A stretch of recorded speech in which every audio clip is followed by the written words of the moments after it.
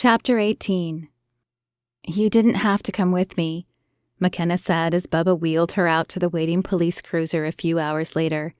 He hadn't left her side except for when she'd been taken back for x-rays. She'd called Tad to come pick them up only because Bubba didn't have a car with him. Yeah, I did. You're tough, Makenna, but everyone has limits. And sometimes I wonder if you know yours. Also, in case you didn't notice, I'd like to keep you around. Makenna's lips twitched into a lopsided grin. How did he seem to know her so well in so short a time? Okay, perhaps you're right. I don't always know when to stop. But all this time we've lost at the hospital? She shrugged. I feel like we're running out of time. I know, and I feel it too. But I have to trust that God brought us together to catch this woman, and that He won't let us fail. However, we have to take care of ourselves to be useful to Him. And that means rest and recovery, Makenna. Makenna nodded at his sage wisdom. She'd been so caught up in following the evidence that she hadn't been bringing it to God. And maybe that was part of the issue. Tad stepped out of the cruiser as they approached and flashed a tight smile. Glad to see you're okay, Captain. We got everyone set up at Kelsey's house. He held out a hand and Bubba took her other arm. Together, they helped her stand, shuffle the few feet to the car, and slide into the passenger seat. Good. I think a little sleep is in order, but then I want everyone looking for Rachel Haynes. We think she might be the arsonist, and we need to end this. Today. It was after midnight, so she was counting it as the beginning of the day. Understood. I've got Braden checking up on the glass shards. He'll alert us if any fingerprints pop up. Good. I'd also like you to find out everything you can about Kevin Haynes' accident from 5 years ago.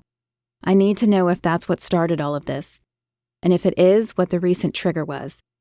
Bubba and I will pick up Rachel Haynes. Tad's face pulled into a tight line. No offense, Captain, but how about you let me pick up Rachel? Makenna opened her mouth to protest, but Tad held up his hand to stop her and continued. If she is the killer, who knows what she might do? And you're not in peak condition. I promise I'll bring her straight to the station so you can question her. He's right, Makenna, Bubba agreed.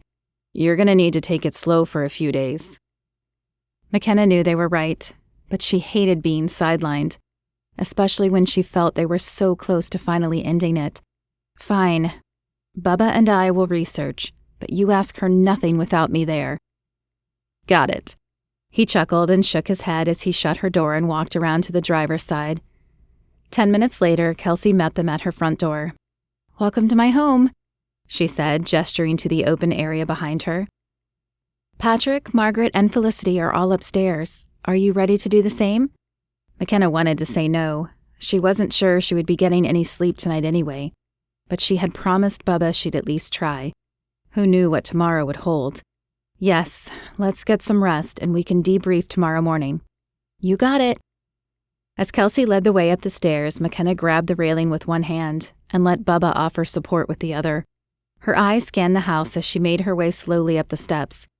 The house was nothing like Kelsey. Filled with knickknacks and all sorts of kitschy paintings, it was a stark contrast to Kelsey's minimalist attitude. Had she inherited it then? Or had she purchased it this way and just been too busy to make any changes? It's a lovely house, Kelsey, Makenna said as they reached the landing. She hated that she was already out of breath. Thanks. It was my aunt's, which is part of why I moved here. She and I had very different styles, but the structure of the house was so good that I couldn't sell it. One of these days, I'll renovate it, though. She opened a door to reveal a pink, flowery bedroom. You can take this one, Captain. Sorry about the pattern. It's fine, Makenna said, though her stomach was already turning from the assault of flowers on the walls. She squeezed Bubba's arm one last time before closing the bedroom door. They hadn't had their talk yet, both agreeing they would rather wait for the case to be over, but Makenna knew strictly professional was no longer an option. She'd felt the change in his touch when he assessed her injuries, and she'd seen it in his eyes both then and on the way to the hospital. The question was, what did she do about it? She changed into a spare shirt Kelsey had and brushed her teeth with an extra toothbrush before climbing into the bed. As she stared at the ceiling, her thoughts alternated between finding the killer and having a heartfelt conversation with Bubba. She knew she felt something for him, but was it enough to leave her job? Would he ever consider moving here? The questions cycled through her mind, but there would be no answers tonight. Maybe after they caught the killer, but not tonight. With a sigh, she closed her eyes and prayed for peace, for safety, and for help in closing this case. Bubba stared at the ceiling in the guest room and tried to process his feelings. It had been a long time since he had opened his heart, but he wanted to. He was tired of being alone, tired of watching his friends find love and trying to live vicariously through them. He'd shut those feelings off for fear he would fall for someone and she would get hurt because of him.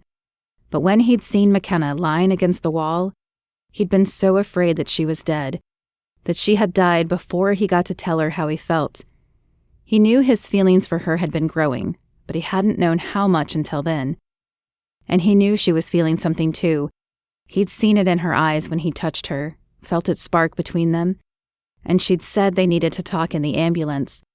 But where did that leave them? Could he come back and live in Woodville and be Matt Fisher again? Would she ever consider leaving? Could they make a long-distance relationship work? It was easier with video chats and instant messaging, but they both had demanding jobs. Could they even find times to virtually meet up? Bubba pulled out his cell phone and opened his Bible app. He usually preferred holding the Bible in his hands. There was something about the feel of it that always gave him comfort. But as he didn't have his Bible, his phone would have to do. He flipped to the book of John and began reading. As he did, he prayed for wisdom. His life had changed so much in the last few days, and he had no idea what he was going to do when the killer was caught. But he did know that God could offer peace, and that was exactly what he needed right now. How could she have been so stupid? She never should have gone to Matt's house, and she certainly shouldn't have thrown the bottle in. She'd let her anger get the best of her, and that wasn't smart. She needed to be smart. She needed wisdom. However, the voice was still curiously silent. Had she angered him with her failures? Was he done with her now? What would she do if he stopped talking? Could she let the weak voice take over again? "Help me," she pleaded with her empty room. There was no answer, at least not from him. "Let it go," the coward said. "It's over." With a snarl, she ripped Matt Fisher's picture off her wall. "No, it's not over until I say it's over." Attacking the house with everyone there was stupid, but attacking one of his family members wouldn't be. And she knew just who to choose. It was almost too easy.